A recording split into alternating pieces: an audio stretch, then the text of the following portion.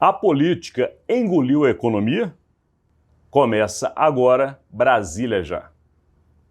Bom dia, Rodolfo. Bom dia, Alexandre. Bom dia, amigas. Bom dia, amigos. Nós estamos aí fechando uma semana, iniciando um dia, com uma reflexão que ontem a gente deixou para quem está do outro lado, que é justamente essa questão preocupante para todos nós, porque a economia toca a vida de todos nós, que é justamente a política está tão forte, tão predominante, que ela tem engolido a economia. De que maneira? Os assuntos políticos são importantes, são fundamentais de serem trabalhados, de serem investigados, de serem conhecidos publicamente. Afinal de contas, é uma satisfação à sociedade brasileira. Porém, esses fatos, eles têm crescido de tal forma que os assuntos econômicos parece que estão ficando em segundo ou terceiro plano. E os números não mentem, Rodolfo. A gente teve ontem um relatório que demonstra claramente a situação do Brasil. Nós estamos tendo o pior déficit de toda a história do Brasil republicano recente. Isso porque nenhum presidente da República, nos seus primeiros 6 meses, teve um déficit tão grande como está acontecendo agora nesse primeiro semestre do presidente Lula. Houve sim um ponto na história que foi mais alto. No governo Jair Bolsonaro, no período da pandemia em 2020, o déficit chegou a quase 110 bilhões. Porém, era um período de exceção. O mundo inteiro atravessava uma crise. Agora não. O mundo está atravessando a sua economia normalizada. O Brasil com um novo governo. E nós estamos tendo o maior déficit da história.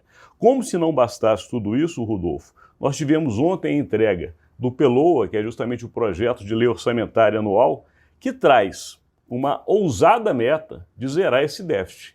E a situação do Brasil, com relação ao Congresso Nacional, que é necessário para a aprovação de muitas das iniciativas que o governo espera para conseguir zerar esse déficit, não está tão pró-governo como deveria estar, né, Rodolfo? Pois é, né? Porque você tem o seguinte, né?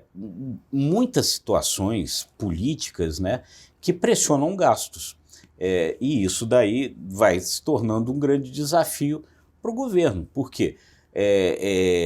O tempo inteiro, o Congresso, que hoje está no domínio absoluto da situação, pressiona o governo para conseguir aprovar coisas por mais gastos, por mais verbas do orçamento, né? E, por outro lado, parte da esquerda, que é né, o grupo assim, raiz, né, do atual governo, pressiona por mais gastos sociais.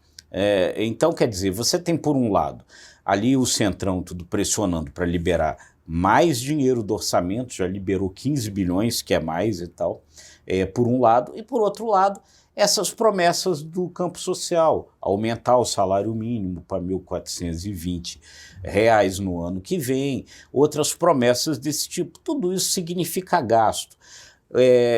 Essa semana, a Câmara dos Deputados aprovou a prorrogação da desoneração dos 17 setores da economia. É menos dinheiro que entra. Colocaram lá a desoneração do dinheiro da Previdência para municípios até um determinado tamanho. Significará 20 bilhões a menos de dinheiro para a Previdência.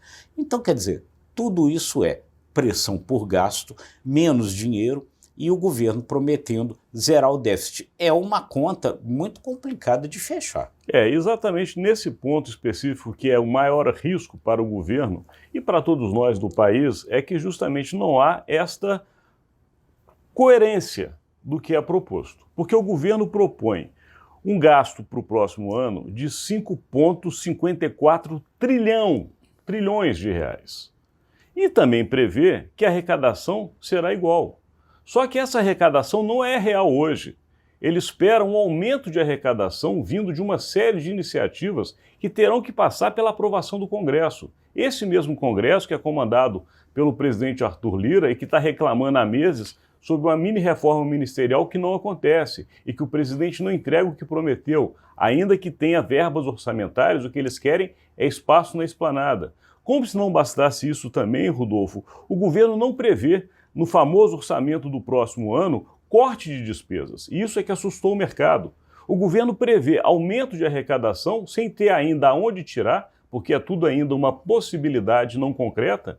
Por outro lado, o que o governo poderia fazer de concreto, que é cortar despesas, o governo não prevê nenhum corte. Pois é, entendeu? Então, quer dizer, você tem todo esse jogo. Então, alguns falam, por exemplo, da necessidade de fazer uma reforma administrativa, mas o governo está criando um ministério novo.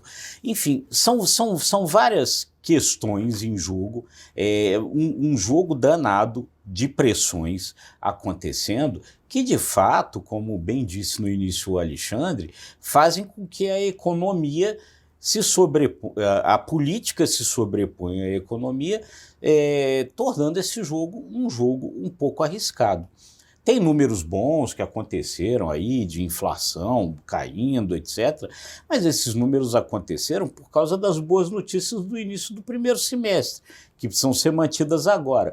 Enfim, é um jogo todo de grande risco. Só para se ter uma noção, o nosso tempo já estourou, mas esses números são importantes e também a expectativa que é vista pelo mercado.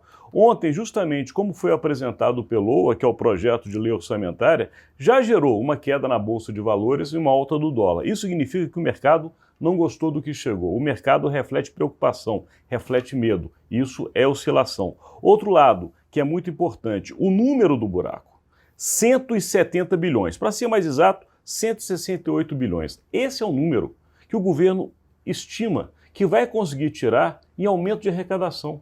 Em vários segmentos que ele não tem certeza. Quer dar um exemplo? A questão do refis. O governo acha que o refinanciamento de quem hoje deve para o governo já vai gerar vários bilhões. Como é que você vai garantir que a pessoa ou a empresa vai aceitar o refis? Você está contando muito com, como dizia no interior, Rodolfo, com o ovo antes da galinha botar. Pois é. Enfim, é um jogo bem complicado, sem dúvida nenhuma. E aqui a gente encerra este conteúdo essa semana, agradecendo a sua audiência. É isso aí, gente. Olha, se você gostou, curta, compartilhe, se inscreva nos nossos canais. Um excelente fim de semana para todo mundo. Muito obrigado e até segunda-feira. Até.